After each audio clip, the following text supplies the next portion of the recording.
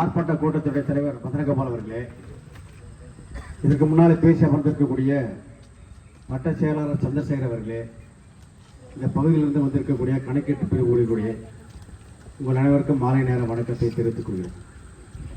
தோழர்களே, மாநில செயற்குழு முடிவின் அடிப்படையில் இன்றைக்கு தமிழகம் முழுவதும் கணக்கீட்டு பிரிவு ஊழியர்களுடைய மாலை நேர ஆர்ப்பாட்டத்தை நடத்த வேண்டும் என்ற அந்த முடிவை அமலாக்கிக் கொண்டிருக்கிறோம். இங்கே வந்திருக்கக்கூடிய ஊழியர்களுக்கு மின்சார வாரியத்தில் இருக்கக்கூடிய பல்வேறு நிகழ்வுகளை தெரியுமா தெரியாதா என்று எனக்கு தெரியாது. ஆனால் இது போன்ற ஆர்ப்பாட்டங்கள் மூலமாக அந்த விவரங்களை, ஆபத்துகளை சொல்ல வேண்டிய கடமை என்பது மின்னூழியர் மத்திய அமைப்பு சிஐடி சங்கத்துக்கு இருக்கிறது என்ற அடிப்படையில் இன்றைக்கு நாம் இந்த ஆர்ப்பாட்டத்தை நடத்தி கொண்டிருக்கிறோம். ஆர்ப்பாட்டம் என்பது நமது மின்சார வாரியத்திற்கு, அரசாங்கத்திற்கு நமது எதிர்ப்பை தெரிவிப்பது மட்டும் அல்ல, மின்சார வாரியத்திலே நடந்து கொண்டிருக்கக்கூடிய வேகமான மாற்றங்களை எல்லாம் உங்களுக்கு சொல்வது, நீங்கள் புரிந்து கொள்வது, அதற்கு பிறகு அடுத்த கட்ட இயக்கத்திற்கு செல்வது என்ற இன்னொரு மறுபக்கம் இருக்கக்கூடிய ஒரு புரிதலும் அதில் இருக்கு. தோழர்களே, எனக்கு முன்னாலே சாலட் பேசுனாங்க, பல்வேறு விஷயங்களை சொல்லியிருக்கிறாங்க.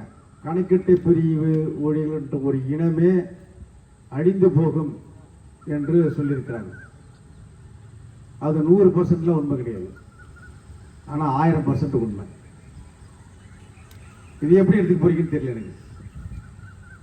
ஏற்கனவே மின்வாரிய தலைவர், அதிகாரிகள், பொறியாளர்கள் கிளாஸ் 1 கிளாஸ் 2 பதவிகள் தலைமைச் செயலகத்தில் இருக்கக்கூடிய பதவிகளை விட அதிகமாக இங்கு இருக்கிறது. முதலமைச்சர் நேரடி கட்டுப்பாட்டில் வேலை செய்யக்கூடிய கிளாஸ் 1 கிளாஸ் 2 ஆபீசர் வாங்குகின்ற சம்பளத்தை விட 2 மடங்கு சம்பளத்தை வாங்குகின்றார்கள். அது எப்படி இவங்க வாங்குறாங்க? முதலமைச்சர் அலுவலகத்திலே வாங்கல, சாலட் பட்டி எப்படி வாங்க முடியுது என்று 4 ஆண்டுகளுக்கு முன்பாக சாய்குமார் IAS அதிகாரி இருந்த பொழுது 2.5 ஊதிய உயர்வை பெற்ற பொழுது ஒரு ஃபைல் துவங்கப்பட்டது. அந்த ஃபைல் எழுதப்பட்ட அந்த விஷயங்கள் தான், அதாவது என்ன சொல்லுவாங்கன்னா, நான் சொல்வதே சாசனம், நான் சொல்வதே ஒரு இந்த பாகுபலியில் ஒரு வசனம் வரணும். அந்த சாசனத்தை எழுதி வைத்துட்டு போனவர் தலைமை செயலகத்தில் இருக்கக்கூடிய ஒரு முதன்மை அதிகாரி, IAS அதிகாரி. அந்த ஃபைலில் கோப்பில் என்ன எழுதப்பட்டதோ, என்ன சத்திய வசனங்கள் எழுதப்பட்டதோ, அந்த வசனங்கள் இன்றைக்கு நடைமுறைக்கு வந்துட்டு இருக்கு. அந்த கோப்பில் எழுதப்பட்டதன் விளைவுதான் BP2. அந்த கோப்பில் எழுதப்பட்டதனுடைய விளைவுதான் அதிகாரிகள் கிளாஸ் 1 கிளாஸ் 2 ஆபீசர்கள் ஒழிக்க வேண்டும் என்பதற்கான பல்வேறு உத்தரவுகள், BP4 எண்ணற்ற உத்தரவுகள். அதிமுக ஆட்சி காலத்தில் அவங்க 5 SS விட்டாங்க. இப்ப திமுக ஆட்சி காலம், விடியல் ஆட்சி நடக்குது. 80க்கும் மேற்பட்ட துணை மின் நிலையம் அவுட் சோர்சிங், 80க்கும் மேற்பட்ட துணை மின் நிலையங்கள் அமைதியாக கையை கட்டிக்கொண்டு வாயை பற்றிக்கொண்டு ரொம்ப அமைதியா இருக்கும். நம்ம அமைதிக்கு அளவே கிடையாது. வடிவல் சும்மா என்ன அடிச்சாலும் அடித்தாங்கிறாங்க, என்ன அந்த அடி அடிக்கிறாங்க, அமைதியா இருக்கும். உங்க முகத்திலும் அந்த அமைதி தெரியுது. என்ன சொல்றேன்னா, இதே சன் டிவியில வாரிய உத்தரவு எண் 82 12வது மாதம் 2020 போடப்பட்ட அந்த உத்தரவுக்கு ஏற்ற மாதிரி ஒரு போராட்டம், காத்திருப்பு போராட்டம் உள்ள நடக்குது.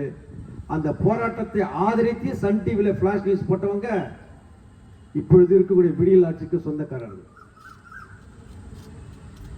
மாநில அரசு ஊழியர்கள் போராடுகின்ற பொழுது, அன்பரசு தலைவராக இருந்து போராட்டம் நடத்திய பொழுதெல்லாம், மாநாடுகள் நடத்திய பொழுதெல்லாம், நீங்க ஏன் மாநாடு நடத்தி காசு வேஸ்ட் பண்றீங்க, நீங்க தமிழக அரசு எதிர்த்து கோஷம் கொடுத்து உங்களுடைய உடம்பை கத்துக்கிறீங்க, குரலை கத்துக்கிறீங்க, தொண்டையை கத்துக்கிறீங்க, எனக்கு ஓட்டு மட்டும் போடுங்க, உங்கள் அனைத்து கோரிக்கைகள் நிறைவேற்ற, அனைத்து கோரிக்கை நிறைவேற்ற சொன்னவர் இப்பொழுது இருக்கக்கூடிய விடியல் ஆட்சியினுடைய முதல்வர். அவர் சொன்னதை எல்லாம் செய்து விட்டாரா? அரசு ஊழியர்கள் இதுவரை ஒன்றுமே செய்யவில்லை. சரண்டர் ஒன்று இருந்தது, யாருக்கா ஞாபகம் இருக்குதான்? சரண்டர் ஆண்டுக்கு ஒரு முறை 15 நாட்களை ஒப்புவிப்பு விடுப்புன்னு சொல்லி கொடுத்துட்டு அவங்க அடிப்படை சம்பளத்துக்கு தகுந்த மாதிரி 50,000, 40,000, 30,000, 80,000 வாங்கிட்டு இருந்தோம். கொஞ்சம் அமைதியா இருப்பா நீ. இங்க இருந்து மெயின்டெனன்ஸ் பார்க்குறேன், ஸ்ட்ரக்சர் மெயின்டெனன்ஸ் பார்க்குறேன். இதே மாதிரி பார்த்து சங்கம் வீணா போச்சு, நிர்வாகம் நல்லா இருக்கு. இந்த சரண்டர் என்பது போச்சு. சரண்டர் மட்டுமா போச்சு? பஞ்சப்பொடி அறிவிப்புகள் பொழுது இப்போதான் போன முறையும் இந்த முறையும் அரியர் கொடுக்குறாங்க. இப்படி அரியர் ரிவ்யூ இருக்குல்ல, முதல் வாரத்தில் கொடுக்குறேன்னு சொல்லியிருக்காங்க. அதுக்கு முன்னாடி இல்லை எதிர்காலத்தில் இனிமேல் என்பது டிஏ வருமா எனக்கு தெரியாது.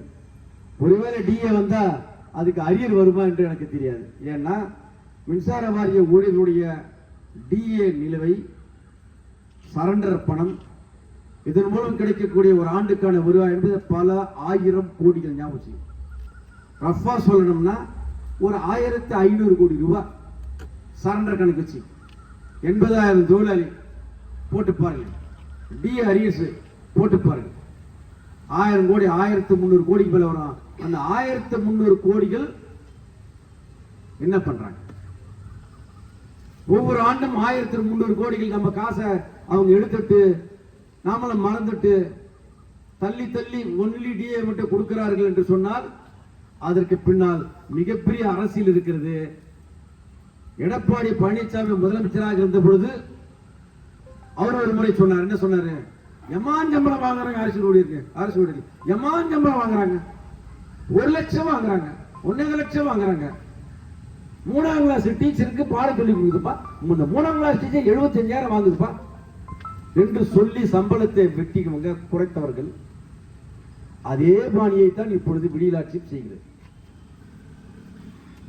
அவர் சொன்னது தவறு என்று சொன்ன இந்த அரசு அந்த தவறை இவர்கள் செய்யலாமா? அப்ப அதே தவறை நீங்கள் செய்வீர்கள் என்று சொன்னால் நீங்கள் யார் என்று நமக்கு அந்த கேள்வி எழுகிறது இல்லையா? கேள்வி எழுகிறது என்பது மட்டுமல்ல, இது துவக்க போராட்டம். இன்னைக்கு தேதி 18, 28ஆம் தேதி 10 நாட்கள் கழித்து கணக்கீட்டு பிரிவுடைய கோரிக்கை, ஆட்டுப்பில் இருக்கிற அனைவருடைய கோரிக்கை, மின்சார வாரியத்தை பாதுகாக்க வேண்டும் என்பதற்காக நாம் தொடங்கிய நீதிமன்றத்தில் வழக்கை ஒட்டிய பல்வேறு விஷயங்கள். 12/2/2024 தொழிலாளிகளுக்கு எதிராக போடப்பட்ட துரோக ஒப்பந்தம் நாம் போடல. 12/2/2000 ஜியோ 100 அதை ஒட்டி ஒப்பந்தம், துரோக ஒப்பந்தம். அதை எதிர்த்து போஸ்ட் சாங்ஷன் வழங்கல. 63 பிரிவுகளுக்கு போஸ்ட் சாங்ஷன் வழங்கல. கிட்டத்தட்ட 30 மின் விநியோக வட்டங்களுக்கு 2800 பதவிகளை காலி செய்து போடப்பட்ட டிஸ்கண்டினியூ என்ற உத்தரவு. இன்னும் பல ஒரு அதிகாரி ஏடி என்ற ஒரு பொறியாளர் 230 kVSS, டி என்ற ஒரு பொறியாளர் ஒரு எஸ்எஸ்ல இருப்பாரு. அப்படின்னா சொல்றாங்க புதுசா ஒரு உத்தரவு போட போறாங்க. ஏற்கனவே அந்த ஃபைல் ப்ராசஸ்ல இருக்கு. அந்த டிஇ ஒரு டிஇ 4 230 kVSS பார்க்கணும். ஒரு ஏடி 4 இல்ல 5 230 பார்க்கணும். அதுக்கு என்ன காரணம் சொல்றாங்க? நீங்க போய் கேரளால போய் பாருங்க. கேரளால அப்படிதான் பார்க்கறாங்க. நீங்கள் ஆட்சி செய்கின்ற கேரள மாநிலத்தில் 4 எஸ்எஸ் பார்க்கறாங்கன்னா 230 kVSS இங்க இருக்கிற பொறியாளர் பார்க்க மாட்டாங்க. ஒரு வாதத்தை வைக்கிறாங்க. நாம என்ன கேள்வி கேட்கிறோம்னா, அந்த 230 kVSSல இங்க ஒரு ப்ராப்ளம் ஆயிப்போச்சு. இங்க ஆகிற ப்ராப்ளம் அதே நேரத்தில் அங்க ஒரு ப்ராப்ளம் ஆகுது. இந்த எஸ்எஸ்க்கு அந்த எஸ்எஸ்க்கு 10 கிலோமீட்டர், 12 கிலோமீட்டர், 15 கிலோமீட்டர் எப்படி போவாங்க? அங்க யார் பார்ப்பாங்க? இப்படி பல்வேறு பிராக்டிகல் டிஃபிகல்டிஸ் இருப்பதை நிர்வாகம் உணரவில்லை. நிர்வாகம் உணராததன் காரணம் தான் தொடர்ந்து இது போன்ற உத்தரவுகள் போடுறாங்க. அதில் குறிப்பா கணக்கீட்டு பிரிவு போட்டாங்க ஒரு உத்தரவு, அநியாயத்திற்கான உத்தரவு. அது என்னன்னா, கிட்டத்தட்ட கணக்கீட்டு பிரிவு ஊழியர்களை சவுக்கு எடுத்து உங்களை அடிக்கிறாங்க. உங்களுக்கு அது அடிக்கிறாங்கன்றது தெரியுதா தெரியல எனக்கு தெரியல. மின்சார வாரியத்தை வேலை செய்ய வந்துருக்க, நான் வேலை செய்வேன், என்னோட உழைப்பை போடுவேன், ஆனா என்னோட போன் எடுத்து வேலை செய்வேனா? எஸ்எஸ்டி கெட்டு போச்சுன்னா உங்க சொந்த காசுல ரிப்பேர் பண்ணிக்கணும் ஒரு உதவி பொறியாளர் சொல்றாரு, ஒரு டிஇ சொல்றாரு. நீங்களும் சரி சார் என் சம்பளத்தை எடுத்து போட்டுக்கிறேன் அப்படி போட்டுக்கிறீங்க அப்படின்னு சொன்னா இது என்ன வகையான ரியாக்ஷன் உங்களுக்கு? தவறு இல்ல? ஒரு கன்சூமர் என்ன நினைப்பாரு? இந்த பொதுவான ஒரு நியூட்ரா இருக்கிறது நினைப்பாரு, உன் சொந்த காசுல செல்போன் வாங்கி போட்டுக்கோ, உன் சொந்த காசுல டேட்டா வாங்கி போட்டுக்கோ, சொந்த காசுல எஸ்எஸ்டி ரீப்ளேஸ் பண்ணிக்கோ என்று சொல்கின்ற அதிகாரிகள் இட்ட உத்தரவை அப்படியே நீங்க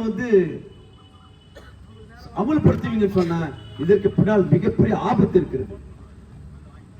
இது செய்றீங்கல்ல, யாராவது முடியாதுன்னு சொல்லியிருக்கீங்களா? முடியாது, செய்ய முடியாதுங்க. பொருள் கூட வேலை செய்யறேன். ஏன் சொந்தம் இது வந்து நீங்க ரீடிங் எடுத்துட்டே இருப்பீங்க, வீட்டுல போன் கால் வரும், அப்புறம் ரீடிங் எடுத்தது கட் ஆயிடும். யார் பதில் சொல்றது? ஆப்ல இதுல ஏற்கனவே 50க்கு மேல ஆப் இருக்கு. அப்புறம் டிவி எப்படி ஆப்பும் போட்டா அது எப்படி வேலை செய்யும்? கணக்கெட்டு பிரிவோடு இருக்க ஏகப்பட்ட பிரச்சனைகள் இருக்கிறது. பிரச்சனைகள் இருக்கிறது என்பதை நீங்கள் வெளியே சொல்லல அப்படின்னு சொன்னா, நீ தொழிற்சங்கத்தின் ஆதரவோடு நடத்துகின்ற அந்த போராட்டத்தில் கலந்து கொள்ள என்று சொன்னால், ஒரு 3 ஆண்டுகளுக்கு பிறகு 4 ஆண்டுகளுக்கு பிறகு மண்ணுக்குள்ளே போகக்கூடிய இந்த கணக்கெட்டு பிரிவு அந்த இனம் 4 ஆண்டுகள் ஆகாது, ஒரே ஆண்டல் மண்ணுக்குள் போயிடும். போனா என்ன, இன்னொரு வேலை கொடுக்க போற காலம் தானே. அதுக்கு இணையான ஆர்டிபிள் போஸ்ட் கொடுப்பாங்க, இல்ல அதுக்கு இணையான ப்ரொவின்சியல் போஸ்ட் கொடுப்பாங்க, இதுல அதுக்கு இணையான பி கேபிட்டல் அக்கௌண்ட்ஸ் போஸ்ட் கொடுப்பாங்க என்று நீங்க நினைக்கலாம். ஆனால் மின்சார வாரியத்தில் இருக்கக்கூடிய இப்போ வந்து 4000 கணக்கீட்டாளர்கள் காலி பண்ணுறது. 4000 பேர். இந்த 4000 கணக்கீட்டாளர் வேலை யார் செய்யறீங்க? ஏற்கனவே இருக்கிற ஐயோ இல்ல ஆர்எஸ்ஓ சில இடங்கள்ல எப்படி செய்யறீங்க? உங்களுக்கு ஏற்கனவே இருக்க ஐயா வேலையும் செய்யணும், அசசர் வேலையும் செய்யணும். புரோராட்டா கொடுக்க மாட்டான். இப்போதான் புரோராட்டா, அது ஒரு பெரிய நீண்ட கதை. இப்போதான் வாங்கணும். அசசர் தான் உண்டு, ஐயாக்கு கிடையாதுன்னு சொல்லி ரிஜெக்ட் பண்ணத. அப்ப கிடையாதுன்னு ஏன் வேலை வாங்குறேன்னு கேட்டா, வேலை வாங்கின குத்தானே ஆகணும்னு கேட்டா, அதற்கு பதில் இப்பொழுதுதான் ஒரு வாரத்துக்கு முன்னாடி கிடைச்சது. அவர்கள் நம்ம தொங்கி அடிக்கிறாங்க, சாட்டையால் அடித்துக் கொண்டே இருக்கிறார். கணக்கெட்டு பிரிவுகள் அடிக்கிறாங்க, ஆர்டிபிள்யூ பிரிவு அடிக்கிறாங்க, பொறியாளர் பிரிவு அடிக்கிறாங்க. எல்லா அடிகளையும் வாங்கி கொண்டே இருக்கிறோம். எந்த தொழிற்சங்கமும் இதை பற்றி பேசுவதே கிடையாது. இதை பற்றி பேசுகின்ற, எதிர்த்து நிற்கின்ற, குரல் கொடுக்கின்ற ஒரே சங்கம் மின்னோடு மத்தியம் என்பதை நீங்க முதல்ல புரிஞ்சுக்கணும், வந்தவர்கள் புரிஞ்சுக்கணும். இப்ப கை தட்டிலே ரொம்ப சொல்லுங்க, ஐயோ இப்படி கை வலிச்சிருக்கணும், உற்சாகம் வேணா. என்ன திட்டினா உற்சாகமா திட்டினான், என்னங்க இவர் பாடின பாட்டையே படிக்கிறாரு அப்படின்னு அப்படியே சொங்குனா. இந்த சொங்கித்தனம் இருக்குல்ல, இந்த சொங்கித்தனம் நமக்கு சர்க்கரை வியாதி அதிகமாக உருவாக்கும். இந்த சொங்கித்தனம் நமக்கு லோ பிரஷரை உருவாக்கும். கையை தட்டி பாருங்க, சர்க்கரை வராது, பிரஷர் வராது, எதுவும் வராது. தொடர்ந்து இது சும்மா ஜோக்க சொன்னா உண்மைதான், ஜோக் கிடையாது. இப்படி நிர்வாகம் நம்மளை தொடர்ந்து அடித்துக்கொண்டே இருக்கிறது நமக்கு உணர்ந்து இருக்கிறோமான்றதே என் கேள்வி. என்ன பிரச்சனை நடக்குதுன்னா, ஏடிஎம்கே வந்து ஏடிஎம்கே பின்னாடியே ஒரு கூட்டம் மணி செம்பிரியார் கூட்டம் போக முடியும். டிஎம்கே வந்து அதே கூட்டம் அப்படியே செம்பிரியார் கூட்டம் இப்ப டிஎம்கே பின்னாடி வந்து இந்த 2 கூட்டமும் இதுவரையும் என்ன பண்ணிச்சு நான் கேள்வி கேட்கிறேன். இப்ப விடியல் ஆட்சியில் சொல்லிருக்கிற இந்த ஆட்சியில் கடந்த ஆட்சியில் நெய்த தவறுகள் நடக்கக்கூடாது என்று நம்ம சொல்றோம்ல. இப்ப நான் கேட்கிறேன்ல, அதே உணவோட தொழிலாளி கேட்கிறான்ல, தொழிற்சங்கம் தொடர்ந்து போராடுதுல்ல. அப்ப அந்த போராட்டத்தின் விளைவாக அரசு என்ன சொல்லணும், நிர்வாகம் என்ன சொல்லணும்? நிர்வாகம் அதற்கான பதிலை கொடுக்கணும்ல. ஒண்ணு இல்லைங்க, 6% கேங் மனு கொடுக்கணுங்க. 6% வேஜ் ரிட்டர்ன். மின்சார வாரிய வரலாற்றில் 60 ஆண்டு கால வரலாற்றில் ஊதிய உயர்வு 6% இல்லைன்னு சொன்ன, வேலை செய்யற தொழிலாளி இல்லைன்னு சொன்ன ஒரே நிர்வாகம் இப்பொழுது இருக்கக்கூடிய நிர்வாகம். அதுக்கு பிள்ளையார் சொல்லி போட்ட பகவான் புண்ணியவான் மணிக்கண்ணன், மாவீரன் மணிக்கண்ணன். விரட்டி அடிச்சோம் அந்த புண்ணியவான. ஆனா போட்ட விதை என்பது முளைச்சிருக்குது மின்சார வாரியத்தில். பல விஷயங்கள் இதை போட்டான். அவன் தான் சொல்றான், ஏங்க செக்ரட்டரியேட்ல நான் ஒரு செக்ஷன் ஆபீசருங்க, இன்னைக்கு எனக்கு என்ன சம்பளம் 85,000. என் ரூம் பக்கத்துல இருக்கிறான் 7 மலை, அவனுக்கு என்ன சம்பளம் கேட்ட பியூன், அவனுக்கு 85,000 சம்பளம் என்று கொதித்து போய் பல்வேறு விஷயங்களை ஃபைல்ல எழுதுறவன் தான் மணிக்கண்ணன். நீங்க இதை எப்படி புரிஞ்சுக்கிறீங்க எனக்கு தெரியல. இது மின்சார வாரியத்தில் சிஇடி தொழிற்சங்கம் கடந்த 50 ஆண்டுகளாக போராடி பெற்ற வெற்றி என்பதை யாரும் புரிஞ்சுக்கவே இல்லை. 2.57 வாங்கணுமே, எப்படி வாங்கணும்? இந்த 2.57 வாங்கியது மூலமாக கடந்த 5 ஆண்டுகளில் மட்டும் நமக்கு சம்பள உயர்வு என்பது 200% ஞாபகம். 2.57 வாங்கினதுக்கு பிறகு எந்த இடத்துல நடக்குமா? தொழிற்சங்கம் ஒப்பந்தங்கள் போட்டு பேசி நெகோசியேட் பண்ணி வாங்கி கொடுத்த இந்த பலன்களை, ஆமாம் தொழிற்சங்கம் தான் வாங்கி கொடுத்தது, ஆமா உண்மையிலேயே தொடர்ந்து போராடுகின்ற செங்கொடி சங்கம், சீட்டு சங்கம் தான் வாங்கி கொடுத்தது என்று வந்தவர்களும் உணர்ந்தார்கள் என்று தெரியவில்லை. ஒருவேளை உணர்ந்தீர்கள் என்று சொன்னால் நீங்க யாருகிட்ட போய் சொன்னீங்கன்னு எனக்கு தெரியல. சொல்லணும்ல, நீ யாருகிட்டயுமே சொல்லாம இந்தியாவில் இருக்கக்கூடிய முதலாளிகள்லாம் சிஸ்டர்களை படுத்தப்பட்ட ரகசியம் பதுக்கின மாதிரியே இதையும் பதுக்கி வச்சுக்கணும். யாருக்கு பலன்? யாருக்கும் பலன் கிடையாது. நம் பாக்கெட்டில் இருக்கக்கூடிய பணம் களவு போவது மட்டுமல்ல, இந்த இனம் என்பது கணக்கிட்ட பெரிய ஊர்கள் என்ற இனம் என்பது நம்பி நம்பி கெட்டு போகு மண்ணுக்குள்ளே போவதற்கான வாய்ப்புகள் தான் உங்கள் மௌனத்தின் மூலமாக சரி என்று சொல்றீங்க. 28ஆம் தேதி போராட்டம் இருக்கு. கணக்கெட்டிக்கு பிரிவுகள் மட்டுமா? எல்லா தொழிலாளர்களுடைய கோரிக்கையை உள்ளடக்கிய போராட்டம். அது முக்கியமானது என்ன? 6/7 ஜீவோ 6/7/32 மின்சார வாரியத்தை தனியாருக்கு 3ஆக பிரிக்க கூடாது. உயர்நீதிமன்றத்தில் வழக்கு நம்ம உத்தரவு வாங்கியிருக்கிறோம். அந்த உத்தரவுக்கு மாறாக ஒப்பந்தத்தை ஜியோ 100 ஒப்பந்தத்தை போட்டு தொழிலாளிகளை காவு கொடுத்து எல்லா விஷயமும் நடக்குது. ஜேஏசியில் இருக்கக்கூடிய ஒரு தொழிற்சங்க தலைவர் கேட்டார். ஒரு முறை இல்ல பல முறை கேட்டார். ஏங்க ஜேஏசிலாம் செத்து போச்சுங்க, இப்ப ஜேஏசிலாம் செத்து போச்சுங்க, நீங்க இல்லைன்னு அது அப்படி அப்படியே போச்சுங்க, அது தயவுசெய்து நீங்க ஜேஏசிக்கு தலைமை தாங்கி நடத்துங்க என்று கேட்டார். நான் நாகரிகம் கருத்து அந்த தொழிற்சங்கத்தின் பேரை சொல்லல. நாம என்ன சொல்றோம்? நாங்க ஜேஏசியில் இல்லைங்க, நாங்க அதுக்கு ஜேஏசி இருக்கு, நாங்க அது இல்லைன்னு சொல்லிட்டோமே. 23ஆம் ஆண்டு மே மாதம் 16ஆம் தேதி ரைட் சீசிங் ஆட்குறைப்பு நடவடிக்கைக்கு நீங்க கையெழுத்து போட்டீங்க. அந்த ஆட்குறைப்பு நடவடிக்கை தான் இன்னைக்கு 30 சர்க்கிள்ல 2800 போஸ்ட், 83 SS, இன்னும் பல நூற்றுக்கணக்கான பதவிகள் காவு கொடுத்தது. காவு கொடுத்ததற்கு நீங்கள் காரணம். அந்த பதவிகளை ஒழிப்பதற்கு நான் சரி என்கிறேன், ஏற்றுக்கொள்கிறேன் என்று போட்ட ஒப்பந்தத்தில் கையெழுத்து போட்டவர்கள் நீங்க, நாங்க போடல. இப்ப ஜியோ 100 கம்பெனி தனித்தனியா பிரிச்சுங்கிறாங்க. பென்ஷன் கிடைக்குமா தெரியாது, டிஏ கிடைக்குமா தெரியாது, இதே சம்பளத்தை தொடர்ந்து வாங்குமா தெரியாது, எதுவுமே தெரியாது. அரசாங்கம் உத்தரவாதம் கொடுக்க முடியாது. அந்த கம்பெனிக்கு தான் நீ கேட்டு வாங்கிக்கணும். கம்பெனி தான் முடிவு பண்ணுவாங்க. லாபம் தான் கொடுப்பாங்க, நஷ்டம் தான் கொடுக்க மாட்டாங்க. இது ஒரு ஒப்பந்தம். இந்த ஒப்பந்தத்தில் கையெழுத்து போட்டது நீங்க, நாங்க போடல. இது தொழிலாளிகளுக்கு சாதகமான ஒப்பந்தம். அது இந்த ஒப்பந்தத்தை கையெழுத்து போட்டு பீட்டிக் கொள்கிறீர்களே, சாதனை ஒப்பந்தம். என்ன சாதனை இது? சோதனை, வேதனை.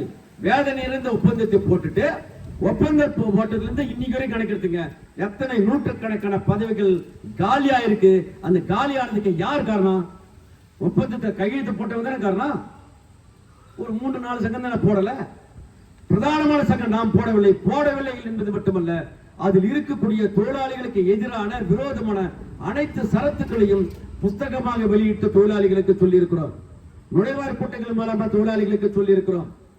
பேரவைகள் மூலமாக தொழிலாளிகளை சொல்லிக் கொண்டிருக்கிறோம். அந்த பிரச்சாரம் பரப்புரை இன்னும் தொடர்கிறது. இன்னும் 2 மாசம் பேசுவோம்.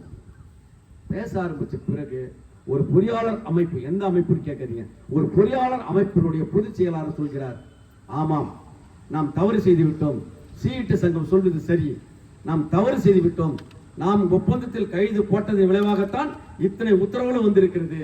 சேர்மன் கிட்ட போயிட்டு ஏன் ஆளை குறைக்கிறீங்க, ஏன் இந்த மாதிரி டிஸ்கண்டினியூ பண்றீங்க, ஏன் ரீடிப்ளாய்மென்ட் பண்றீங்க என்று நம்மால் கேட்க முடியவில்லை. கேட்டாலும் அவரிடம் சரியான பதில் இல்லை. இதற்கு காரணம் இந்த 2 ஒப்பந்தத்தில் கையெழுத்து போட்டதுதான் என்று தவறு என்று அவர் மனதார அவரை சார்ந்திருக்கக்கூடிய தோழர்கள் மத்தியிலே சொல்லியிருக்கிறார். படித்த மேதாவிகள், பொறியாளர்கள், நான் தான் மின்சார வாரியத்தை ரன் பண்றேன் என்று சொல்லக்கூடிய தில்லாலங்கடி கில்லாடிகள்,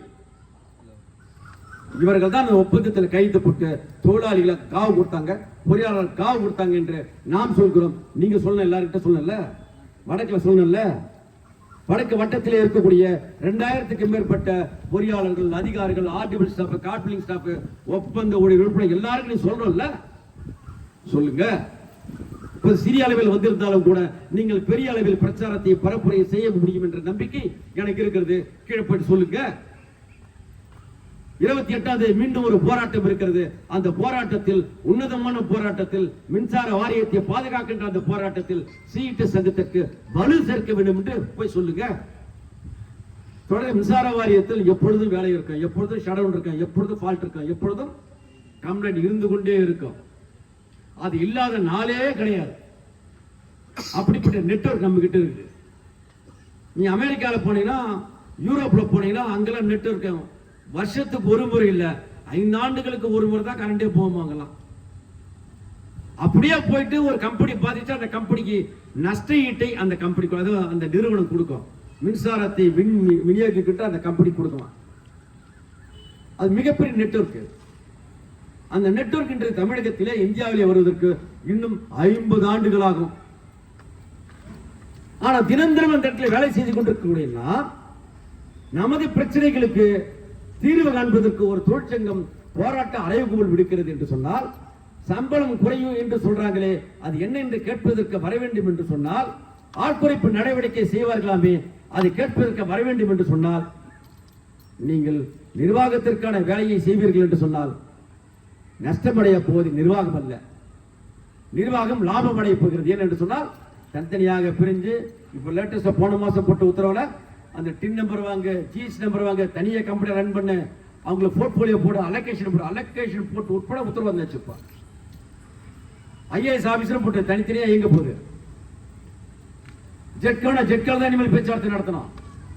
டிரான்ஸ்கா அதிகாரி தான் போய் சேர்மன் அவர்கிட்ட தான் போய் பேச்சுவார்த்தை நடத்தணும். ஒட்டுமொத்த வாரிய அதிகாரி கிட்ட இருக்கிற சிஎம்டி கிட்ட போய் பேச்சுவார்த்தை நடத்த முடியாது. தனித்தனி கம்பெனியை பிரிய போகிறது. அப்படி தனித்தனி கம்பெனியா பிரிஞ்சிட்டா, தனித்தனியா பிரிகிற அந்த கம்பெனிக்கு 1,60,000 கோடி மொத்தமா இப்ப கடன் இருக்கிறது. அதுக்கு ஜெட்கோக்கு பிரிச்சு கொடுப்பாங்க, கிரீன் எனர்ஜிக்கு பிரிச்சு கொடுப்பாங்க, டிரான்ஸ்கோக்கு பிரிச்சு கொடுப்பாங்க, ஜெனரேஷன் கார்பரேஷன் பிரிச்சு கொடுப்பாங்க. பிரித்து கொடுக்கக்கூடிய அந்த நட்டத்தை லாபமாக மாத்தணும்ல. யாரு பிரிகிற கம்பெனி, புதிதாக உருவாகிற கம்பெனி லாபமாக மாத்தணும்ல. கொடுக்கும்போது தனி கொடுத்துற போதே நஷ்டத்துல போனா அது எங்க லாபத்தில் வரப்போகுது? அப்ப லாபத்தில் வராத ஒரு கம்பெனி 1 ஆண்டு நீடிக்கும், 2 ஆண்டு நீடிக்கும். அதுக்கு மேல வங்கி கடன் கொடுக்காது, ஆசிய வங்கி கடன் கொடுக்காது, உலக வங்கி கடன் கொடுக்காது. தமிழக அரசுக்கே ஒட்டுமொத்த பட்ஜெட்ல 2.5 டைம்ஸ் மட்டும் நீங்க கடனை வாங்க முடியும் என்று சீலிங் இருக்கு. கம்பெனிகளுக்கும் அதே சட்டம் உண்டு, கம்பெனி சட்டம் பொருந்தும். அப்ப பணத்தை லாபத்தை ஈட்ட முடியலன்னா, வாங்கி கடனை திருப்பி கட்ட முடியல அப்படின்னு சொன்னா அந்த கம்பெனி திவால் சட்டமாக மாறும், திவாலுக்கு போயிடும். மின்சார வாரியம் திவாலுக்கு போக போகுது நாளா பிரிஞ்சுதுன்னா. ஏன்னா டான்ஜெட்கோல தான் வருமானம் இருக்கிறது. ஆனா டான்ஜெட்கோல வருமானம் இருக்கிற அந்த கம்பெனி ஒரு ஆண்டுக்கு 55,000 கோடி, 1 கோடி இல்ல 2 கோடி இல்ல 55,000 கோடிக்கு மின்சாரத்தை கொள்முதல் பண்ணுது, பர்ச்சேஸ் பண்ணுது. 55,000 கோடி வாங்கினா மின்சார வாரியம் ஒட்டுமொத்த வரவு செலவு கணக்கு 75,000 கோடி. 75,000 55,000 கோடி இதுக்கே போச்சுன்னா மீதி வச்சு சம்பளம் கொடுப்பாங்களா, பென்ஷன் கொடுப்பாங்களா, தளவாட பொருட்கள் வாங்குவாங்களா, நிலக்கரி வாங்குவாங்களா, எதை வாங்குவாங்க? மீண்டும் கடனை வாங்க. தொடர்ந்து நன்றாக புரிந்து கொள்ளுங்கள். மின்சார வாரியம் மோசமான நிலைக்கு சென்று கொண்டிருக்கிறது. மின்சார வாரிய நிர்வாகம் மேலும் மேலும் கடனை வாங்கி நிறுவனத்தை நடத்துவது என்பது மின்சார வாரியம் தனியார் துறைக்கு வேகமாக கயிறு கட்டி இழுத்து செல்வதற்குத்தான் அது பயன்படுமே தவிர பொதுத்துறையாக நீடிப்பதற்கு பயன்படாது. அப்படிப்பட்ட ஆபத்து இருக்கின்ற பொழுது அதில் ஒரு பகுதியில் கணக்கீட்டு பிரிவு ஊழியர்கள், நான் ஆரம்பிச்சே சொன்னேன், அது ஏற்கனவே நிறைய பேர் சொல்லிட்டாங்க, மீண்டும் அதுக்குள்ள போக விரும்பல. என்னுடைய கேள்வி ஒரே ஒரு கேள்விதான். அது கணக்கீட்டு பிரிவு ஊழியராக இருந்தாலும் சரி, களப்பணி ஊழியராக இருந்தாலும் சரி, காலையில 8 மணிக்கு வேலைக்கு வந்தோம்னா நான் வேலை செய்யணும், என்னோட உழைப்பை செலுத்த வேண்டும். வரும்போது வீட்டுல இருந்து ஒரு 1000 ரூபாய் கொண்டு வந்து பிள்ளர் பீஸ் 1000 ரூபாய் வாங்குறது, காம்பவுண்ட் 1000 ரூபாய் வாங்குறது, எஸ்எஸ்டி கெட்டு போச்சு அதை சர்வீஸ் பண்றது, இதுக்கான வேலைக்கு வந்தேன். இதை எதிர்த்து கேள்வி கேட்கக்கூடிய ஆட்கள் யார்? இது எதிர்த்து கேள்வி கேட்கக்கூடிய சங்கங்கள் இல்ல, அது போச்சு, பார்த்து போச்சு விட்டுருங்க. சீட்டு சங்கம் கேட்குது இல்ல, அதற்கு நீங்கள் பக்கத்துணையாக இருக்க வேண்டும் இல்ல. தோழர்களே, நன்றாக புரிந்து கொள்ளுங்கள். மின்சார வாரியம் என்ற மிகப்பெரிய பொதுத்துறை மூலமாக ஒரு ஆண்டுக்கு 5,000 to 10,000 ஊழியர்களை மின்சார வாரியத்துக்கு உள்ளே எடுக்க முடியும். அவ்வளவு பெரிய நிறுவனம். மாநில அரசுக்கு இணையாக பட்ஜெட் வரவு செலவு கணக்கு இருக்கக்கூடிய ஒரு தனி துறை, முதன்மை துறை, மூலதனத்தை பெருக்குகின்ற முக்கியமான துறை மின்சாரத்துறை. இந்த மின்சாரத்துறையில் நாம் வேலை செய்வது என்பது மிகப்பெரிய வரப்பிரசாதம் என்று சொல்லலாம். இன்னைக்கு பொறியாளர்லாம் ஏன் அழுகுறான்? பொறியாளர்லாம் ஏங்க அழுகுறான்? ஒரு எஸ்சி சிஇ ரிட்டையர்ட் ஆயிட்டு போகும்போது அவருடைய சம்பளம் என்ன? 2.25 லட்சம் ரூபாய். அவருடைய பென்ஷன் என்ன? உச்சபட்ச சீலிங் இருக்கு. பென்ஷன் மட்டும் 1.25 லட்சம் ரூபாய். என்ன கேள்வி வருது? இப்ப பொதுமக்கள்கிட்ட என்ன கேள்வி வருது?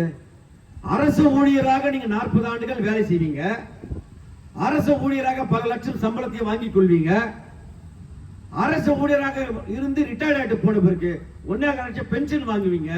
நான் ரேஷன் கடையில் போட்டு அரிசி வாங்கிருக்கணுமா? நான் அரசு கொடுக்கக்கூடிய இனாமுக்காக காத்து கொண்டிருக்கணுமா என்று சாமானிய மக்கள் கேட்கிறாங்க. அந்த மக்கள் கேட்பது நியாயம் இருக்குல்ல? அந்த மக்கள் கேட்கின்ற அந்த மக்கள் கூட்டத்தில் என்னோட அண்ணனோ தம்பியோ மாமனோ மச்சானோ உறவுக்காரோ இருக்கிறான்ல, அவ்வளவு சுயநலவாதிகளாக ஈவி தொழிலாளிகள் பொறியாளர்கள் அதிகாரிகள் இருப்பாங்க என்று அவர்கள் கேட்கிறார்கள். நாம் என்ன சொல்றோம்? நாம் ஒப்பந்தம் போடுகிறோம், மின்சார வாரியத்தில் ஒப்பந்தம் போடுகிறோம், அரசாங்கத்தில் சேர்த்து புத்தர் ஒப்பந்தம் போடுறோம். ஒப்பந்தத்தின் மூலமாக கிடைக்கக்கூடிய பலன் அது நமது உழைப்புக்கான ஊதியம் பற்றி நாம் சொல்றோம். அந்த உழைப்புக்கான ஊதியம் என்பது களவு போக போகிறது. ஞாபகிச்சிங்க. மின்சார வாரிய பணியாளர்கள் கொஞ்சம் கொஞ்சமா கொத்து கொத்தா காணாமல் போக போகிறோம் என்பதை நீங்கள் மறந்து விடாதீர்கள். கொத்து கொத்தா காணாமல் போக போவதை ஆளுங்கட்சி தொழிற்சங்கமோ மற்ற தொழிற்சங்கமோ ஒரு சிலர் ஒப்பந்தத்தில் கையெழுத்து போட்டவர்கள் வேடிக்கை பார்ப்பார்கள். நாம் வேடிக்கை பார்க்க மாட்டோம், கவனத்தில் கொள்ளுங்கள். அப்ப மின்சார வாரியத்தை பாதுகாக்கின்ற இந்த வேலையில மின்சார வாரியத்தை பாதுகாக்காமல் இப்ப சொன்ன அனைத்து நடக்குமா? இது நமக்கான மட்டும்தானா? டொமஸ்டிக் சர்வீஸ் கொடுக்கிறோமே, டொமஸ்டிக் என்ன டாரிஃப், மானிய விலையில் மின்சாரம், 3B கொடுக்கிற மானிய விலையில் மின்சாரம், கோயிலுக்கு மானிய விலையில் மின்சாரம், நெசவு தொழிலுக்கு மானிய விலையில் மின்சாரம், அக்ரிகல்ச்சர் ஃப்ரீ சர்வீஸ் கொடுக்கிறோமே, இதெல்லாம் எதிர்காலத்தில் நடக்குமா? தனியார் போச்சுன்னா ஏன் ஒன்றிய அரசு தனியாருக்கு போக வேண்டும் என்று அழுத்தம் கொடுக்கிறது? மானிய விலையில் மின்சாரத்தை விற்க கூடாது.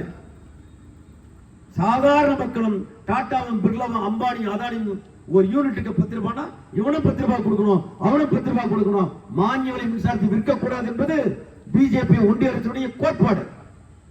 ஏத்துக்கலாமா?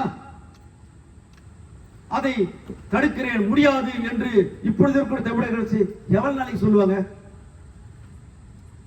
நிக்கமாது.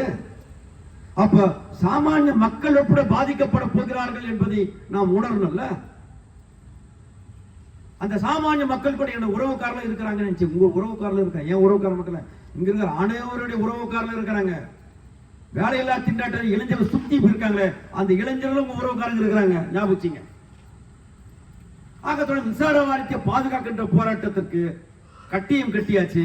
28ஆம் தேதி எஸ்சி ஆபீஸ் தமிழக முழுவதும் எஸ்சி ஆபீஸ்ல 5:15 மணிக்கு மிக பிரம்மாண்டமான ஒரு போராட்டத்தை நடத்த போறோம்.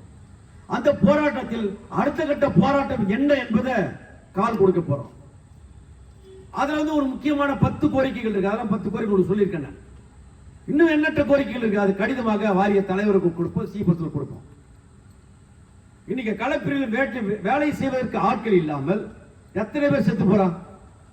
எத்தனை பேர் கையில காலில் மின்சாரம் தாக்கி மேலும் கீழே விழுந்து சீரியஸாக அடிப்பட்டதையே பதிவு செய்யாம ஏய்க்கு அவருக்கு இருக்கிற கட்டிப்பிடி வைத்தியத்தில் வீட்டில் போட்டு 20 நாள் ரெஸ்ட் 21 வேலைக்கு வந்தவங்க எத்தனை பேரு செத்து போனவங்க? எத்தனை பேரு கேங்மன் போல செத்து போனவங்க? எத்தனை பேரு நமது ஒப்பந்த ஊழியர்கள் செத்து போனவங்க? எத்தனை பேரு? யோசிக்க வேணாமா? யோசிக்க வேணாமா? நன்றாக தெரிந்து கொள்ளுங்கள். மின்சார வாரியத்தை பாதுகாக்க வேண்டிய போராட்டம் என்பது எப்படிப்பட்ட போராட்டம் என்று சொன்னால் 1947க்கு முன்பாக அகில இந்திய அளவிலே இந்திய சுதந்திர போராட்டம் கொழுந்து விட்டு இருந்த பொழுது அநேகமாக 1930 வாக்குல காந்தி 1917 சுதந்திர போராட்டத்துக்கு உள்ள வரார். ஒரு 30-35 வாக்குல ஒரு டைலாக் நடக்குது. காந்திக்கு அவர் மிகப்பெரிய சண்டை நடக்குது. யாருக்கு? அம்பேத்கர் சொல்றார் இந்தியாவிற்கு சுதந்திரம் தேவை கிடையாது. யார் சொல்றது? அம்பேத்கர் சொல்றார். காந்தி சொல்றார் இந்தியாவிற்கு சுதந்திரம் தேவைன்னு சொன்னார். ஆனா முழு சுதந்திரம் அவர் சொல்லல. இந்தியாவிற்கு முழு சுதந்திரம் என்று சொன்னது கம்யூனிஸ்டுகள். அதுக்கப்புறம் காந்தி அதை ஏற்றுக்கொண்டார்.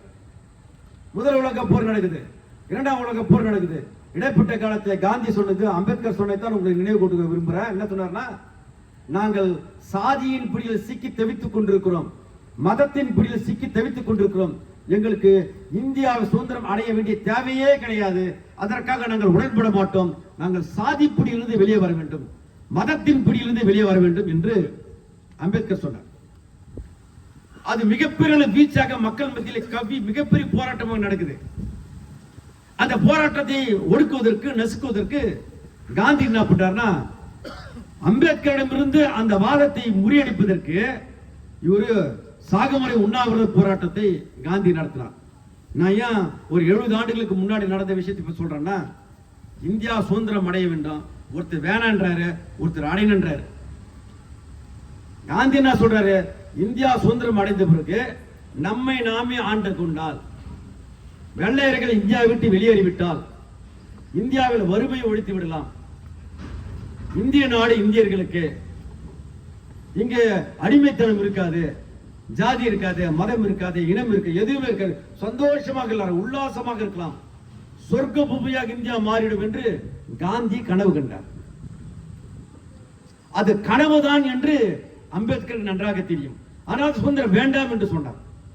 அப்படியே இப்ப வந்திருக்க இந்திய மின்சார வாரியம் என்பது பொதுத்துறையாக இருந்தால் தான், மின்சார வாரியம் மட்டுமல்ல, நான் பொதுத்துறைகள் அனைத்துமே சொல்றேன், வங்கியை சொல்றேன், இன்சூரன்ஸ் சொல்றேன், ஆயில் நிறுவனங்களை சொல்றேன், போஸ்டல் சொல்றேன், அனைத்து பொதுத்துறைகளுமே பொதுத்துறையாக நீடித்தால் தான் இந்தியாவில் இருக்கக்கூடிய சாமானிய மக்களுக்கு, ஏழை எளிய மக்களுக்கு எதிர்காலம், சிறு குறு வணிகர்களுக்கு எதிர்காலம்.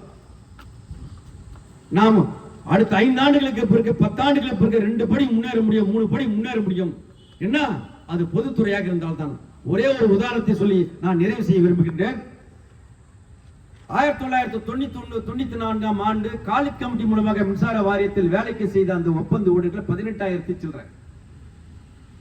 காலித் கமிட்டி மூலமாக வந்தவர்களுடைய குடும்பங்களில் இன்றைக்கு மகன், மகள் பட்டம் படித்து, பொறியாளர் படித்து, டாக்டர் பட்டம் படித்து, காவல்துறையில் பட்டம் படித்து உயர்ந்த நிலையில் இருக்கிறார்கள்.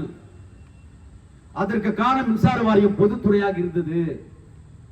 2005ஆம் ஆண்டிலிருந்து 11ஆம் ஆண்டுக்குள்ள மஸ்தூர் பணியாளர்கள் 21,600 பிளஸ் 1,800 ஆல்ட் 25,000. இந்த 25,000 குடும்பங்களில் ஒளிவிலக்கு ஏற்றது சிஇடி சங்கம்.